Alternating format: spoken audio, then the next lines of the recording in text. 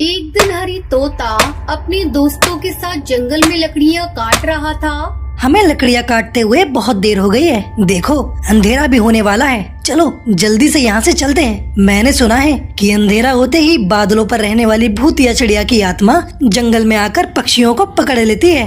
हाँ, मेरी माँ भी कल मुझसे यही कह रही थी। चलो यहाँ से निकलते हैं। उसके बाद सभी पक्षी तेजी से कदम बढ़ाते हुए अपनी गांव की ओर जाने लगते हैं। लेकिन तभी बादलों पर रहने वाली भूतिया टूनी चिड़िया की आत्मा उनका रास्ता रोक लेती है।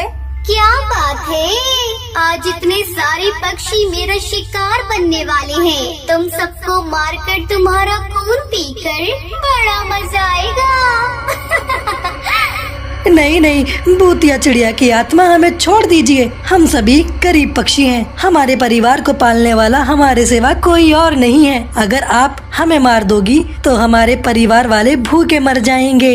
मैंने आज तक किसी को जिंदा नहीं छोड़ा, फिर तुम्हें कैसे छोड़ दूं? मैं एक भूतिया टूनी चिड़िया की आत्मा हूँ। मेरे अंदर रहम नाम की कोई चीज नहीं है। उसके बाद वो अपनी शक्तियों से उन सभी पक्षियों को बेहोश कर देती है और उन सबको रस्सियों से बांध देती है और हवा में उड़ाकर बादलों के ऊपर ले जाती है और वहाँ पर रखी एक बड़ी सी कढ़ाई में उन पक्षियों को डाल देती है। अगले ही पल उन सभी पक्षियों को जोरदार बिजली के झटके लगने लगते हैं। सभी पक्षी दर्द के मारे झटपटाने लगते हैं। ये देख भूतिया टूनी चिड़िया की आत्मा को बड़ा मजा आता है। थोड़ी देर में उन सभी पक्षियों की मौत हो जाती है। फिर वो उनका खून पी जाती है। इस तरह काफी दिन गुजर जाते हैं। एक दिन जादूगरनी की बेटी टुनटुनी जंगल में रहने वाले अपने दोस्त कालू से मिलने आती है। वो दोनों नदी किनारे बैठकर बातें कर रहे थे। तभी आसमान में उड़ रही भूतिया टूनी चिड़िया की आत्मा की नजर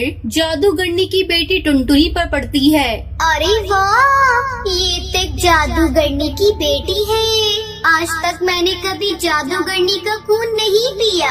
आज इसे पकड़कर अपने साथ ले जाऊंगी और इसके बाद इसे मारकर मजे से इसका सारा खून पी जाऊंगी। फिर भूतिया टूनी चिड़िया की आत्मा उन दोनों के पास पहुंचकर टुनटुनी को रस्सियों में जकड़ देती है। अपनी दोस्त को मुसीबत में देख कालू कौआ पास में पड़े डंडे से उसके ऊपर हमला कर देता है। लेकिन भूतिया चिड़िया की आत्मा उसे धक्का मारकर जमीन पर गिरा देती है और टुनटुनी को हवा में उड़ाकर बादलों के ऊपर ले जाती है। अरे नहीं, बादल वाली भूतिया चिड़िया की आत्मा तो मेरी दोस्त को पकड़ कर ले गई। अब मैं क्या करूं? मुझे किसी भी तरह अपनी दोस्त को बचाना होगा, वरना वो उसे मारकर खा जाएगी। तभी कालू कौआ टुनटुनी की माँ को फोन लगाकर उसे सब बात बता देता है। टुनटुनी को पालने वाली माँ एक बहुत शक्तिशाली जादूगरनी थी। अपनी बेटी को बचाने के लिए वो फौरन अपनी जादुई कारपेट पे सवार होकर बादलों के ऊपर पहुँच जाती है। मेरी बेटी को छोड़ दे भूतिया चिड़िया की आत्मा, वरना मैं तुझे जान से मार दूंगी। तू अपनी बेटी को बचाने नहीं बल्कि खुद मरने आई है। मेरे हाथों से आज तक कोई नहीं बच पाया। अब तेरी बेटी के साथ साथ मैं तुझे भी मारकर खा जाऊंगी। इतना कहकर भूतिया टूनी चिड़िया की आत्मा अपने जादू से भाला टुनटुनी की माँ के ऊपर फेंक देती है। लेकिन टुनटुनी की माँ अपनी जादुई छड़ी की शक्ति से उन सभी भालों को जलाकर राख कर देती है। अच्छा तो ये बात है। ठहर जा, अब तो मेरी भूतिया पानी से नहीं बचेगी। बहुत हो गया तेरा नाटक, अब तो तू मरने के लिए तैयार हो जा। फिर टुनटुनी की माँ अपनी जादुई छड़ी घुमाकर भूतिया टूनी चिड़िया की आत्मा को बिजली के झटके देने लगती है।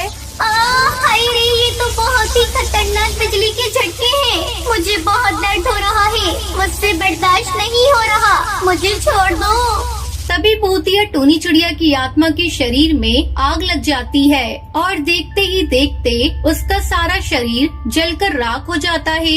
इस तरह उस भूतिया टूनी चिड़िया की आत्मा का अंत हो जाता है।